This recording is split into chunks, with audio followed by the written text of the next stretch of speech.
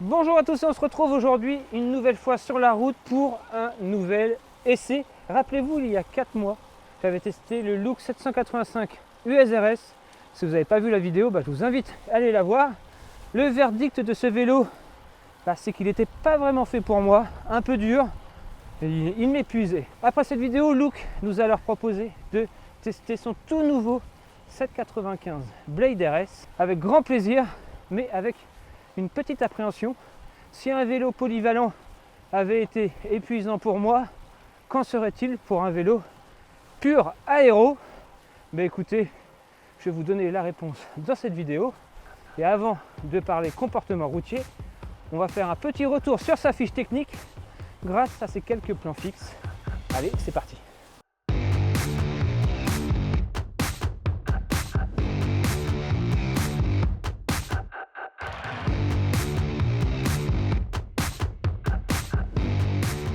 La bête, la voici.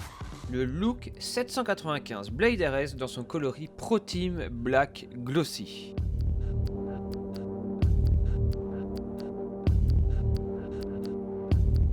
Comme tous les vélos Look, le 795 Blade RS est proposé au public avec plusieurs montages, donc plusieurs prix, allant de 4 500 € dans sa version Ultegra à patins à plus de 8 000 € pour la version ultime. Ici place à une version intermédiaire mais tout de même à 6 799 €.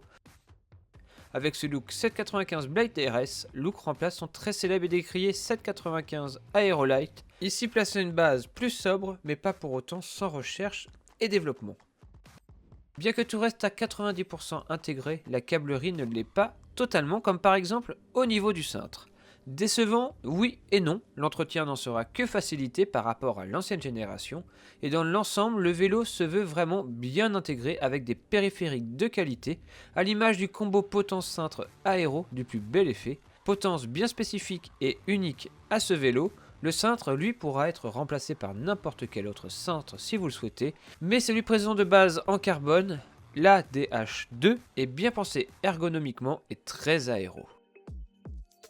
Côté cadre, je le disais tout à l'heure, c'est un vrai mélange de fibres haut module, haute résistance et intermédiaire qui est utilisé pour ce vélo. Un vélo rigide horizontalement mais pas verticalement, afin d'apporter un confort à l'utilisateur que n'avait pas le 795 Aerolite. Le triangle arrière a été développé dans cette optique, la technologie s'appelle 3S Design et permet donc à ce vélo d'être un peu plus confortable. La fourche a été totalement revue pour gagner en rigidité, on en reparlera aussi sur la route, puis pour le reste du vélo, on retrouve un cadre aéro et faut l'avouer, dans son ensemble, ce vélo est une vraie réussite esthétique. Alors que vaut-il sur la route ce Look 795 Blade RS? Vélo exclusif comme je m'y attends ou pas? La réponse en images. Allez, c'est parti. Lorsque j'ai reçu le vélo, première chose à dire, il est beau. Et d'ailleurs, lorsqu'on reçoit un nouveau vélo, comme tout cycliste, on admire de loin, on le trouve vraiment beau. Il n'y a pas de doute, ce Look 795 Blade RS est une vraie réussite visuelle. Deuxième étape, lorsqu'on découvre un vélo, je ne sais pas si vous avez remarqué sur les salons ou même dans la vraie vie, lorsque quelqu'un découvre votre vélo, il a cette manie de venir vérifier en toquant sur le cadre si c'est du carbone, si c'est de l'alu. Jusque là, pas de surprise, c'est bien du carbone. La troisième étape inévitable avant même de monter sur le vélo et de pouvoir en profiter, ce réflexe, c'est de sous-peser le vélo. Et la première surprise, on s'attend tous à avoir un vélo ultra light, c'est un vélo moderne, et là honnêtement, première petite surprise et pas forcément une bonne, je trouve ce vélo un peu lourd. Avec ses grosses roues 42 mm Vittoria, ce vélo il pèse un peu plus de 8,4 kg sans pédale et sans équipement. Donc là, une fois mis les porte-bidons, bien qu'ils soient ultra light, le petit support, les pédales, on dépasse la barre des 8,5 kg. On verra sur la route si ça engendre un problème au niveau de sa réactivité, mais c'est vrai qu'on s'attendait un peu à un vélo un peu plus léger quand même. Mais l'intérêt d'un vélo, ce n'est pas qu'il soit léger ou qu'il soit beau, c'est son dynamisme sur la route, sa réactivité, et c'est ce que l'on va tester dès maintenant sur la route.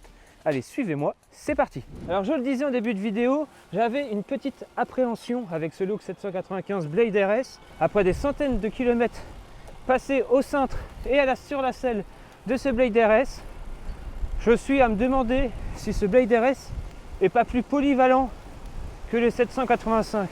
J'ai pu tester le vélo sous bien des conditions, sur tous les terrains et à n'importe quelle vitesse. Ce Blade RS, il n'est pas du tout exclusif. Vous pouvez rouler au train, vous pouvez rouler à 25 à l'heure. Vous n'allez pas avoir un vélo qui vous demande de faire des gros efforts pour pouvoir rouler. Mais alors, une fois que vous dépassez les 30 à l'heure, on en reparlera tout à l'heure, là, c'est une autre histoire.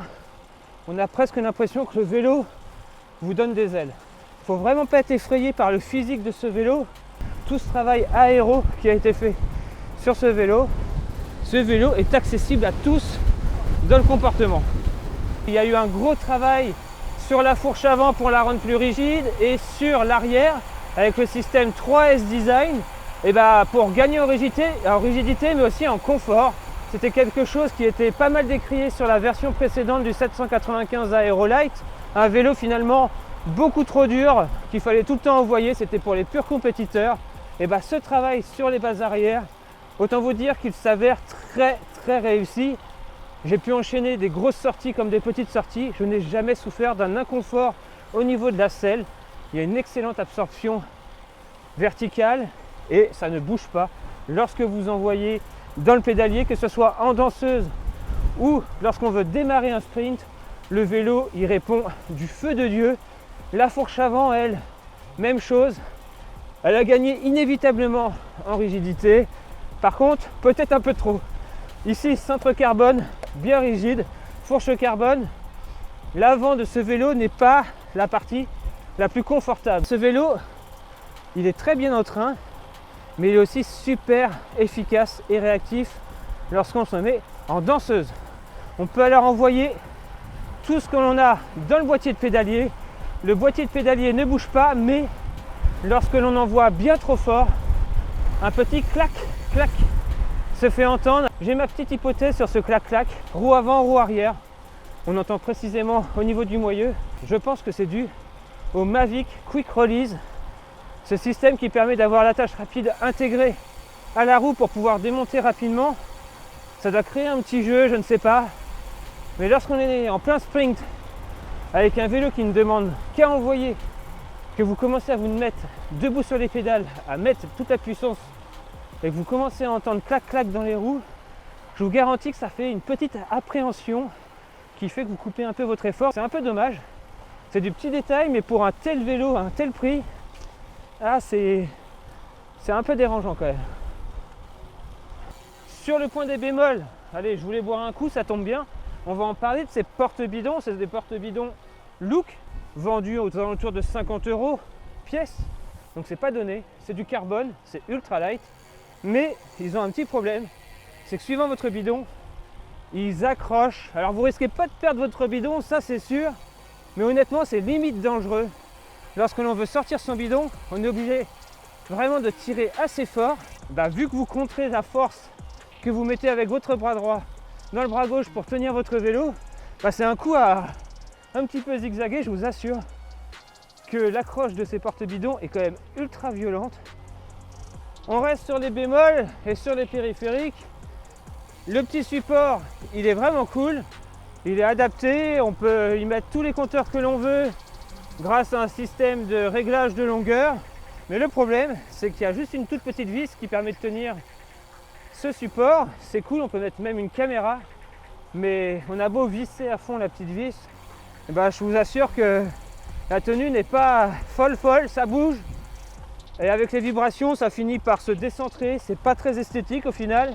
Et j'imagine même pas en y rajoutant une GoPro, le contrepoids que ça pourrait provoquer, ça pourrait peut-être encore plus bouger. Un petit conseil, si vous achetez ce Look Blade RS, n'achetez pas ce support, achetez un autre support. C'est adaptable, en fait, on peut mettre n'importe quel support. Oui, ce vélo est en frein à disque, ça devient une habitude sur la chaîne Normandie Cycling, on teste pas mal du disque, forcément. Tout le monde sort leur version à disque. Le Look, il a une petite particularité, je vous en ai pas parlé dans la présentation, c'est qu'ils ont développé un système, le 3S Design, qui permet au banc arrière, que ce soit en disque ou en patin, de rester entièrement libre. Et on aura alors exactement le même comportement entre le vélo patin et le vélo à disque. Je n'ai pas testé la version patin, donc je ne peux pas vous dire. Mais sur le papier, avec 400 grammes en moins, je vous assure que je préférais à coup sûr la version patin, bien que le freinage ici reste irréprochable. Il n'y a rien à dire, le disque c'est vraiment le top de la sécurité en termes de freinage. Mais là pour le coup, le surpoids lié au disque, dans les très grandes pentes à fort pourcentage, je ne serais pas contre quelques grammes en moins pour gagner un peu en légèreté et donc un petit peu en réactivité. Je ne sais pas si vous le savez, mais ce Blade RS, il est disponible en version vélo aéro comme ceci, mais on peut aussi l'acheter en vélo triathlon, donc avec un cintre couché. Il est entièrement modulable ce vélo. D'ailleurs, Look a pensé à tout. Sur l'arrière de son aéroposte, il a fait 2 trous qui correspondent à la taille d'un autre porte-bidon. Mais en termes de finition, ils auraient pu penser à une façon de cacher ça lorsqu'on ne l'utilise pas de cette façon, car là ça fait vraiment 2 trous très étonnants à l'arrière. La crasse, la terre, ils viennent alors se mettre dans ces trous, et pour nettoyer tout ça, c'est pas forcément la joie. Voilà le genre de petits détails qui, sur un vélo qui coûte quand même dans cette configuration là environ 7000 € quand même, ces petits détails on aurait aimé qu'ils soient présents. Mais là on va pratiquer un petit rituel que j'ai depuis le début de l'essai avec mon Look. Je vais devoir m'arrêter, car oui, quand je regarde entre les jambes, je me rends compte que ma tige de selle elle est encore un peu descendue, et ça c'est peut-être le plus gros bémol de ce vélo. Alors oui, le système de serrage sur ce Look 795 est invisible, très bien pensé. Il y a même d'ailleurs une petite vis qui permet d'accrocher un petit support de plaque. Bref, tout est vraiment bien intégré, bien pensé. Mais je trouve que au niveau du serrage de la tige de selle, devoir limite serrer la vis au point de l'entendre craquer dans le cadre, etc. C'est un petit détail qui chafouine aussi un peu. Ça, c'est un petit détail qu'il va falloir aussi corriger s'il y a une future évolution de ce Blade RS. Pour être honnête avec vous, j'ai beau être ultra passionné par le vélo et tout ce qui s'en rapporte, mais moi, la marque Vittoria, je la connaissais pour leurs pneus, mais je ne savais pas du tout qu'ils fabriquaient des roues. Donc j'étais un peu surpris de recevoir ce Look avec ces Vittoria Illusion. J'avais aucune marque, je ne savais pas du tout à quoi m'en tenir. Look envoie à ses clients un vélo avec jantes compatibles tubeless, pneus compatibles tubeless, mais avec à l'intérieur une chambre à air Hutchinson. Ils fournissent avec le vélo la valve qui va vous permettre de rendre le pneu tubeless. J'ai qu'un conseil à vous donner: faites cette modification dès que vous recevez le vélo. Ne tentez pas d'aller rouler en Hutchinson configuration chambre à air tubeless, car si vous crevez sur le bord de la route, vous risquez de rester sur le bord de la route. C'est la mésaventure qui m'est arrivée. Le tubeless avec le préventif sera bien plus agréable. En cas de panne sur le bord de la route, ça aurait réparé le trou et je serais reparti tranquille. Hormis ce petit bémol, encore une fois, les roues Vittoria, j'en en pense que du bon. Profil haut, 42 mm. Elles sont pas si pénalisantes dans les bosses, bien qu'elles sont un peu lourdes. Je pense que le vélo est en partie lourd à cause de ces roues Vittoria d'ailleurs, parce que c'est un haut profil, assez large. Sinon, en termes de comportement, elles sont pas si pénalisantes. La prise au vent n'est pas si folle. Une fois que vous vous retrouvez sur une grande ligne droite avec le vent dans le dos, pour faire clair, c'est impressionnant. L'aérodynamisme du vélo avec ses roues est très très impressionnante. Ça roule très fort. Là, on est en pleine bosse. Je vous parlais du poids du vélo en statique lorsqu'on le sous-pesait. Honnêtement, le poids n'est pas trop handicapant une fois sur la route. Lors de courtes bosses comme là, ça passe. Je dis pas que ça passerait en montagne. Peut-être que ce serait plus compliqué sur des kilomètres et des kilomètres de col. C'est pourquoi je préférais peut-être la version à patin. Mais là, au train, sans mettre trop de puissance, ça monte. Tranquille. On prend son temps, on patiente. On sait qu'en haut, on a une belle ligne droite. Le terrain de jeu préféré de ce vélo. Mais honnêtement, je ne me trouve pas handicapé dans cette côte. Il faut juste prendre un peu son mal en patience. Et si vraiment on veut accélérer, hein, on se met en danseuse et c'est parti.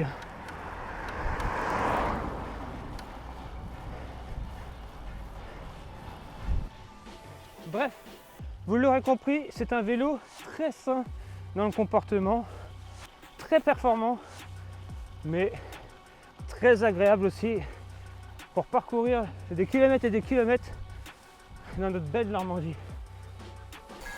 Vous l'aurez remarqué depuis tout à l'heure, je dis pas mal de petits bémols, mais l'objet de ces bémols, finalement, ce sont les périphériques. Le petit claquement lié aux roues, les porte-bidons, le porte-bidon, le support compteur, rien à voir avec le vélo. Bon ok, les deux petits trous à l'arrière, c'est pas génial, mais pour être honnête avec vous, ça fait longtemps que j'étais pas monté sur un vélo qui me correspondait autant. Ce Blade RS dans le comportement, ce cadre, pour moi est une vraie réussite, c'est un vrai renouveau look.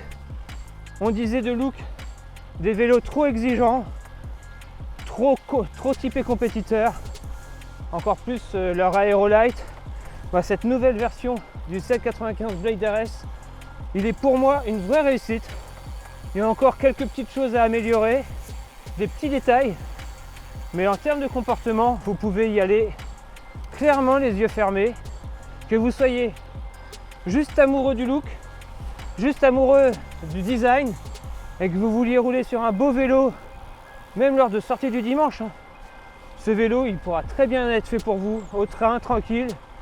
Et si vous êtes un ultra compétiteur et que vous voulez rouler tous les dimanches à plus de 40 à l'heure dans les pelotons, vous pouvez aussi y aller sans aucun problème.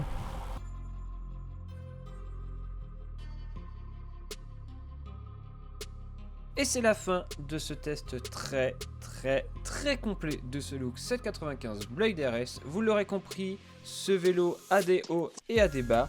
Des bas qui sont vraiment des petits points de détail qui peuvent être facilement réglés en changeant tout simplement les accessoires qui entourent ce super cadre 795 Blade RS. J'espère que vous aurez aimé ce format très complet de test et que je n'aurai rien oublié sur ce vélo look. Et nous, on se dit à très vite. Si vous avez aimé cette vidéo, n'hésitez pas à mettre un gros pouce bleu en bas. N'hésitez pas à commenter et à me dire ce que vous pensez de ce vélo. Et on se dit à très bientôt.